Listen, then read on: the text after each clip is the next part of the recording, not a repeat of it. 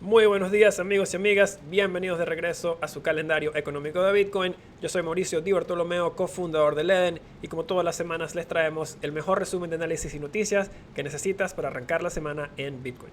Hoy es martes 22 de febrero y tenemos un episodio bastante cargado de información para ustedes como siempre. El día de hoy vamos a empezar hablando o comparando el modelo de demanda de Bitcoin al modelo de demanda que tuvieron los teléfonos móviles y el internet en su época. Seguidamente vamos a hablar también de los precios del oro, los cuales han subido más del 6% en lo que va de mes. Y por último vamos a hablar de dos ataques que se han reportado. Uno que fue muy reciente esta semana en OpenSea, la plataforma donde se transan NFTs. Y también esta mañana salió información muy interesante de la posible identidad del hacker del hack más grande que ha ocurrido en la historia de cripto. Y vamos a dar detalles acerca de esta investigación y qué noticias se reveló. Así que cafés en mano, hermanos y hermanas, que va a estar muy bueno hoy. Y arrancando como de costumbre con Bitcoin, podemos ver acá que luego de alcanzar un precio de hasta cercano a los $45,000 hace una semana, el martes pasado, Bitcoin ha básicamente caído, o sea, ha retrocedido aproximadamente un 15% para el actual precio en donde está transando de $37,800 aproximadamente. Esta reciente presión de ventas no ha sido limitada solamente a Bitcoin. Los activos de riesgo, a como se les refieren a una categoría de activos como lo es Bitcoin, han estado bajo presión de venta en términos generales. En esta sección vamos a discutir dos cositas. Primero, ¿por qué? O vamos a tratar de ver las razones por las cuales la volatilidad se puede quedar con nosotros durante el corto plazo. Y también vamos a mirar por qué la tesis de largo plazo de Bitcoin sigue intacta y sigue bastante positivo o sigue tendiendo hacia esa dirección. Primero vamos a hablar de las razones para la reciente volatilidad. Para poner en contexto la presión de venta que han tenido bastantes activos de riesgo, queríamos resaltar la actividad de precio que ha tenido el Innovation Fund ETF de ARK Invest, la cual la maneja Cathie Wood. Y este es uno de los fondos que tuvo la mejor performance durante el 2020 y ha estado bajo muchísima presión en los últimos 12 meses. Como podemos ver, este fondo, pues en las últimas 2 semanas ha caído aproximadamente 12-13%. Acaba de marcar un nuevo precio mínimo en lo que va de año. Y está, digamos, a niveles que no se habían visto hasta junio del 2020. ¿Okay? Así que, aquí está un artículo que hace mención de la gran caída que ha sufrido este ETF. Ahora, los mercados en términos generales están afrontando muchísima incertidumbre, tanto a un punto de vista macroeconómico como a un punto de vista geopolítico. En el frente macroeconómico, los mercados ya tenían bastantes dificultades, estaban tratando de digerir los planes de la Reserva Federal, la cual está muy abiertamente preparándose para subir las tasas de interés y apretar las condiciones económicas. El plan es que van a hacer esto en su próxima reunión del día 15 de marzo. Los activos de riesgo, hablando en términos generales, han estado bajo muchísima presión desde que la Fed hizo este anuncio en noviembre. Y para ilustrar esto, la reunión de la Reserva Federal fue el 13 y el 15 de noviembre y que podemos ver que Bitcoin alcanzó su pico justo entre el 8 y el 15 de noviembre, que fue exactamente cuando se hizo el anuncio de la Reserva Federal que estaban planeando ajustar o comenzar a ajustar las condiciones macroeconómicas. Así que muy reflejado acá en la gráfica cómo han reaccionado los inversionistas a esta tendencia. Ahora, del punto de vista geopolítico, pues las noticias que han ido surgiendo acerca de las tensiones que hay entre Rusia y Ucrania han dominado los titulares de las noticias y están impactando el comportamiento de los inversionistas. Este es un titular como muchos otros que han surgido recientemente alrededor de este conflicto. La reciente acción de precios en Bitcoin nos indica que los inversionistas pudieran estar ejerciendo cautela en medio de este ambiente actual con tanta incertidumbre. La Reserva Federal se reúne entre semanas, el 15 de marzo, así que puede que haya personas que simplemente no quieran estar sujetas a la incertidumbre entre este momento interino. como hemos cubierto encima de esas dos cosas, también tenemos la posible, otra posible dinámica, que es que todavía existen rumores, no nos olvidemos, de que hay o puede venir una posible orden ejecutiva de la Casa Blanca en Estados Unidos, la cual le solicitaría a los reguladores federales regular la industria cripto. Y esto pudiese salir tan pronto como esta semana. Así que bueno, saliéndonos un poquito de lo que es las noticias y las tendencias macroeconómicas y geopolíticas, vamos a hablar un poquito de los fundamentales de Bitcoin. ¿Qué estamos viendo en los mercados? Como podemos ver acá, bueno, lo primero que queremos ver es la tasa de fondeo o la tasa de interés implícita del contrato de Bitcoin futuro a 3 meses. Y esto lo vamos a colocar acá. Esta gráfica que tienen enfrente de sus pantallas muestra el porcentaje de intereses que se puede ganar un inversionista cuando ese inversionista compra Bitcoin en el mercado spot y vende Bitcoin en el mercado de futuros para entrega a 3 meses. Generalmente, el Bitcoin que se entrega a 3 meses se vende a un precio marginalmente mayor o incremental al precio actual. Y eso crea que al comprar el Bitcoin hoy y al venderlo en 3 meses, cuando uno entrega ese Bitcoin al final de los 3 meses, la ganancia dividida por el precio del BTC, anualizado a 12 meses, es esta tasa de interés que ustedes ven acá. Muchos inversionistas, hacer este trade se refiere al carry trade. Y el carry trade es, como les mencionamos, no más que comprar Bitcoin en spot, vender un contrato para entrega a 3 meses y entregar ese Bitcoin en los 3 meses. Mantenerlo y entregarlo a los 3 meses. Y ganarse esa diferencia es donde muchas personas estaban, digamos, ganándose ese interés con un nivel bastante, digamos, contenido de riesgo. Este trade ha venido, los retornos de este trade han venido cayéndose desde noviembre. Vemos que en noviembre este trade le estaba dando a un inversionista 10% y ahorita este trade está retornando aproximadamente menos del 3%. Así que muchísimo margen se ha ido de este trade. Muchos inversionistas también, como les acabamos de hablar, estaban haciendo este trade, habían entrado a este trade en noviembre. Para entrar a este trade, tenías que comprar el Bitcoin en el mercado spot y vender el contrato de Bitcoin en el mercado de futuros.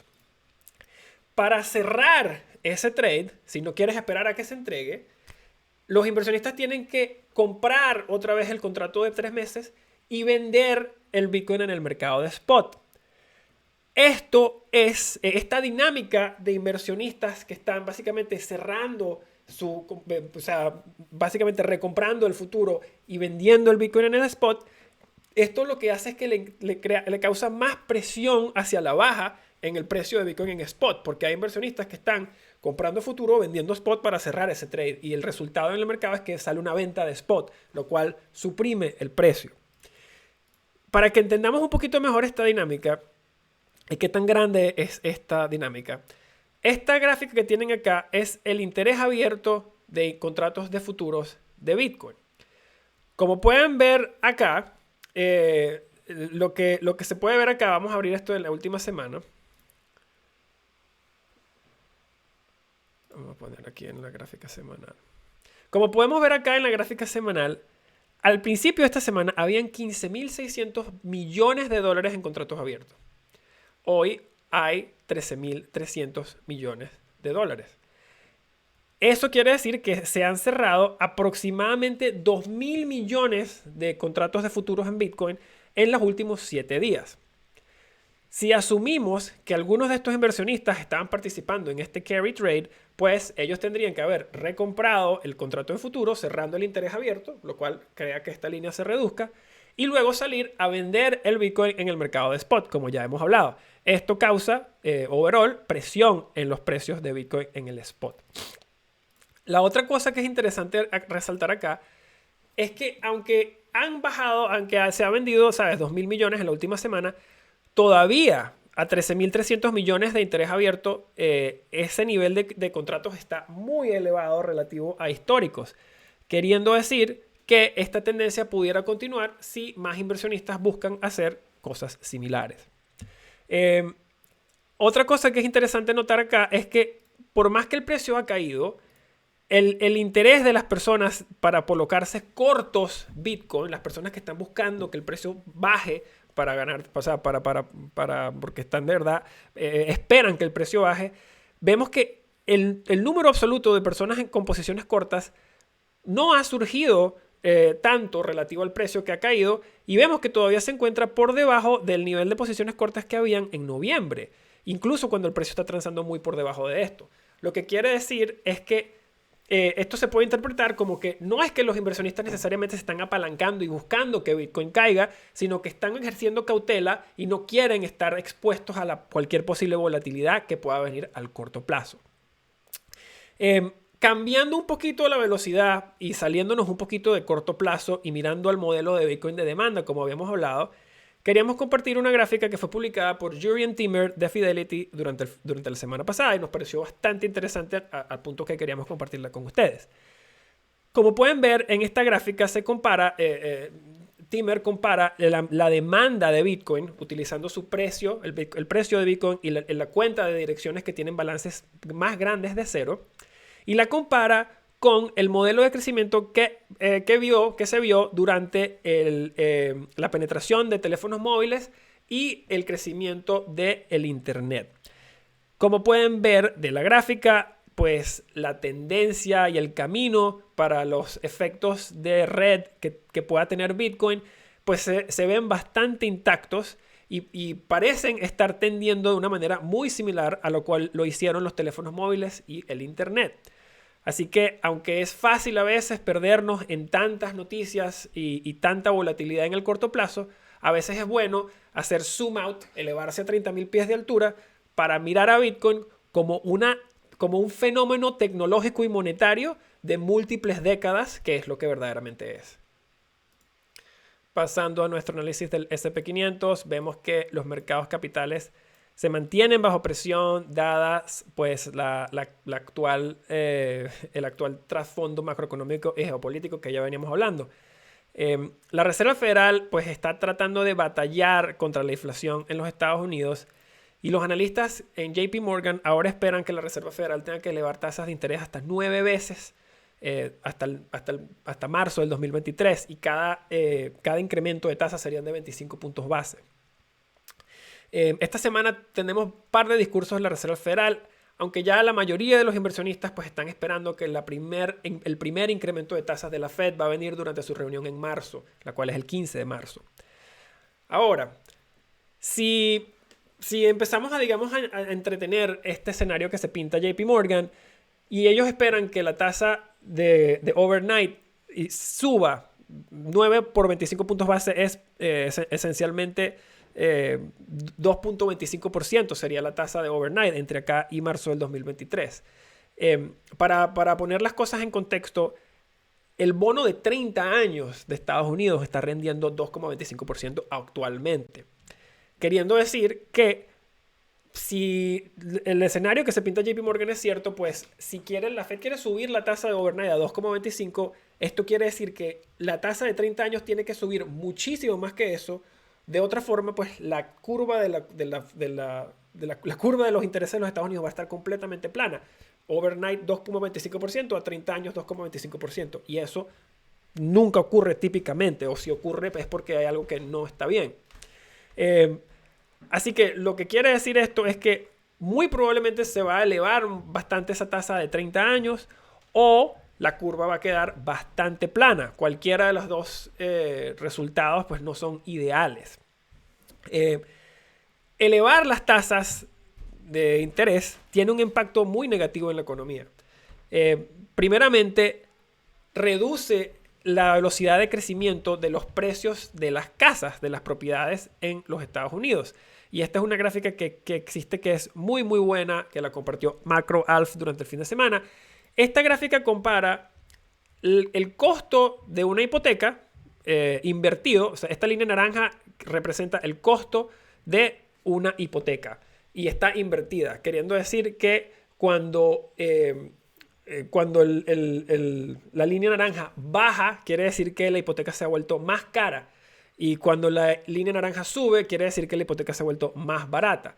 Y como pueden ver, si posicionamos la velocidad de crecimiento de las casas con el precio promedio de una hipoteca, pues van mano en mano. Entre más barata la hipoteca, más cara la casa. Entre más cara la hipoteca, más barata la casa. Así que subir las tasas de interés incrementa el costo de la hipoteca, por ende, reduce el precio promedio de las casas. Así que, bueno, la segunda manera en la que esto impacta la valoración de las acciones en la bolsa es que cuando se sube la tasa de interés de la Reserva Federal, esa es la tasa que la teoría macroeconómica o financiera define como una tasa de interés sin riesgo. Esa tasa sin riesgo es la tasa a la que yo le puedo prestar la Fed dinero hoy y él me lo va a devolver mañana. Esa tasa sin riesgo se utiliza para descontar los cash flows, el flujo de ingresos que tiene la empresa a los años futuros. ¿Qué hace? Se agarran todos los flujos que tiene la empresa que se proyectan mes a mes y se descuentan utilizando esa tasa de interés sin riesgo. Mientras esa tasa se eleva, el valor presente de los flujos de caja que vas a estar descontando al día de hoy se reducen porque se tienen que descontar a una tasa más alta, queriendo decir que los precios de las acciones de la bolsa caen al igual. Esto crea una situación muy compleja para la economía de los Estados Unidos, ya que el mercado de los bienes raíces y la bolsa son las dos fuentes de riquezas más grandes en los Estados Unidos. Y si se deprime el precio de esas dos clases de activos, pues seguramente se impactará el crecimiento económico y la actividad comercial.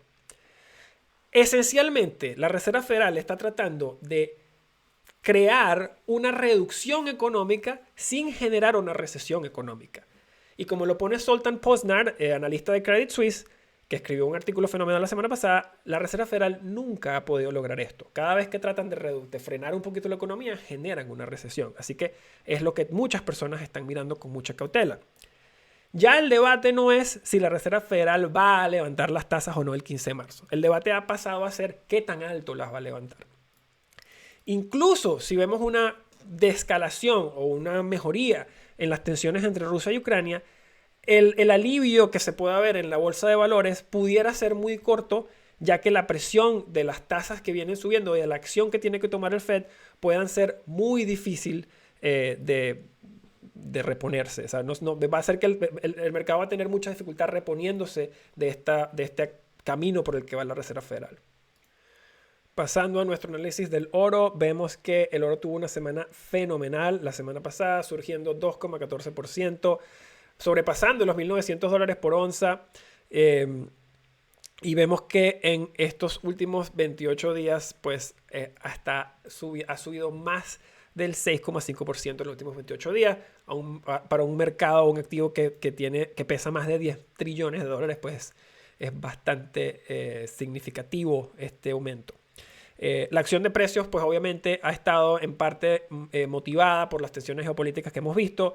Han habido altísima inflación en los Estados Unidos y la tasa de interés en los bonos soberanos de los Estados Unidos se ha mantenido estable en las últimas 2 semanas. Aquí tenemos un artículo reciente de Yahoo Finance que menciona lo que ya dijimos. La crisis geopolítica pues, ha ayudado a que el oro suba sobre los $1.900 por onza. Y la otra tendencia pues, que ha ayudado al oro es que hemos visto que el índice del dólar americano se ha mantenido prácticamente plano en todo lo que va de año y durante toda esta tensión geopolítica. Y esto típicamente no ocurre. Típicamente vemos que el dólar se vuelve más fuerte en el medio de este tipo de incertidumbres geopolíticas. Lo que nos hace pensar que si hay una mejoría en la situación actual que hay en Ucrania y Rusia, esto pudiera resultar en que el índice del dólar caiga, que el dólar se pueda debilitar y esto actuaría como un viento de cola, ayudando los precios promedios pues, de la mayoría de los activos que ya sabemos, muchos pues, se contratan en dólares. Pasando a nuestro análisis de DeFi, vemos que tanto el índice de DeFi y Ethereum estuvieron bajo presión la semana pasada. El índice de DeFi cayó 6,5% la semana pasada. Esta semana ya ha caído más del 5,83%. Por su lado, Ethereum cayó 8,77% la semana pasada. Esta semana bajó por ahora 1,36%. Hubo varios reportes interesantes, o han habido hasta ahora, en este sector. Así que vamos a tocar primero en algunos. Este es uno de los más importantes. Hubo un gran reporte que salió esta mañana, publicado por Laura Shin, reportera de Forbes. quien reveló que una nueva investigación sugiere que ella ha posiblemente descubierto la identidad del hacker del Ethereum DAO del 2016. Esto es un gran anuncio y vamos a hablar de por qué es tan importante. Para ponerlo en contexto, los activos que se hackearon en el 2016 al precio de hoy valdrían 11 mil millones de dólares. La persona sospechosa la persona quien se cree es el hacker fue identificado como Toby Honesh. Toby Honesh, y el artículo indica que el señor Honesh creció en Austria y estaba viviendo en Singapur durante el momento que ocurrió el hack. Hasta ahora, al señor Honesh se le conoce mejor por su rol como cofundador y CEO de 10X, una compañía que levantó 80 millones de dólares en el 2017 a través de un ICO para crear una tarjeta de débito con cripto, la cual falló. La empresa pues no fue viable. Pues este reporte que salió esta mañana muy probablemente va a desencadenar una serie de investigaciones con respecto a este hack. Otra nota muy interesante de este reporte fue el hecho de que Laura Shin, la reportera, dijo que la empresa forense para información de blockchain Chainalysis ahora tiene la tecnología que puede desmezclar los coin joins de Bitcoin como son los de Wasabi Wallet. Este es un punto bastante interesante y lo vamos a cubrir con mucho detalle en nuestra próxima sección. Moviéndonos de este hack una vez más, pues pasamos a otro hack y aquí vamos a colocar el de OpenSea. Los NFTs volvieron a ser titulares la semana pasada, ya que varios usuarios de OpenSea, una plataforma de exchange de NFTs, reportaron que varios de sus NFTs habían sido robados. Los reportes mencionan que muchos de estos usuarios habían recibido correos de phishing semanas atrás que pretendían ser de OpenSea pero eran del hacker, y este correo pedía que las personas que recibían este correo preaprobaran la transferencia de sus NFTs al atacador o a la persona que estaba perpetuando el ataque a un costo predeterminado de 0 Ethereum. La persona que perpetró el ataque ejecutó este ataque durante el fin de semana pasado y los usuarios de OpenSea empezaron a reportar sus pérdidas, digamos, durante el fin de semana, mientras el CTO de OpenSea, se rumora que estos ataques comenzaron mientras el CTO de OpenSea estaba dando un discurso en la conferencia de ETH Denver. Así que interesante cómo fue planificado este ataque. Mirando cómo respondieron los precios de los NFTs al ataque, podemos ver que respondieron de manera muy negativa. Como podemos ver acá, estos índices que tiene Bitwise, que empezamos a cubrir la semana pasada, ambos tenían retornos positivos a lo que va de año hasta la semana pasada, y vemos que ya ambos muestran retornos negativos por lo que va de año, queriendo decir que ambos de estos dos fondos cayeron por más del 10% en una semana. Bueno, como podemos ver, ambos índices pues ya tienen performance negativo en lo que va de año, así que eso cambió, pero vamos a continuar monitoreando cómo siguen evolucionando los precios de los NFTs. Y pasando a nuestro comentario de minería de Bitcoin, vemos que el hash rate de Bitcoin llegó a un nuevo máximo histórico de 213 exahashes por segundo. Ahora hemos subido 141% desde que ocurrió, bueno, desde la base de esta prohibición que hubo en China. Así que ya hemos más de recubierto el campo que perdimos. El ajuste de dificultad la semana pasada nos trajo la dificultad arriba 4,78%. El próximo entra en algún punto durante esta semana y nos va a bajar un poquito más la dificultad entre el 3 y el 2% en esta época que viene. Mirando al mempool, hemos visto que han habido algunas pullas de actividad, sin embargo, las transacciones están siendo absorbidas por la red de manera muy rápida y los costos y tiempos de transacción se mantienen óptimos al momento. Y como siempre cerramos con qué podemos esperar para esta semana que entra. Esta semana que viene tendremos bastantes discursos de miembros de la Reserva Federal. También tendremos actualizaciones o data económica en los Estados Unidos, tanto en el mercado de bienes raíces como el panorama de la inflación. Adicionalmente, probablemente vamos a seguir teniendo titulares del conflicto que está actual entre Rusia y Ucrania, y esto va a ser bastante difícil de predecir. Así que bueno, afuera de esto, pues el día martes, hoy, tenemos el S&P Case-Shiller Home Price Index. Básicamente este es el índice de precios de bienes raíces en los Estados Unidos, y esto muestra el cambio anual entre este mes y el año pasado. Para poner esto en contexto, en el mes de diciembre del 2021, el incremento anual versus el año pasado fue el del 18,8%. Así que las casas promedio en Estados Unidos en lo largo del año pasado han subido casi el 20% de precio. Miércoles es callado. El día jueves a las 10 de la mañana tenemos la data de casas de ventas de casas nuevas en los Estados Unidos. Y el día viernes tenemos data inflacionaria con el índice de consumo personal, el índice inflacionario de consumo personal en los Estados Unidos a las 8:30 de la mañana. También a las 8:30 tenemos la expectativa inflacionaria en los Estados Unidos a 5 años, al igual que el monto de ventas de propiedades pendientes en los Estados Unidos. Obviamente hemos cubierto muchísimo, va a ser una semana bastante movida, los mantendremos al tanto aquí mismo en el calendario económico y en nuestras redes sociales. Muchísimas gracias por quedarse con nosotros y por escuchar, leer o ver este show.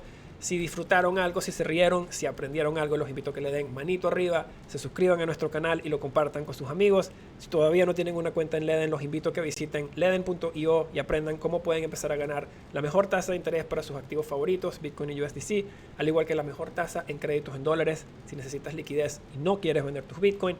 Y nuestro más reciente producto, la hipoteca Bitcoin, te deja comprar una casa tan grande como tu stack. Muchas gracias, los quiero muchísimo y nos vemos la semana que viene.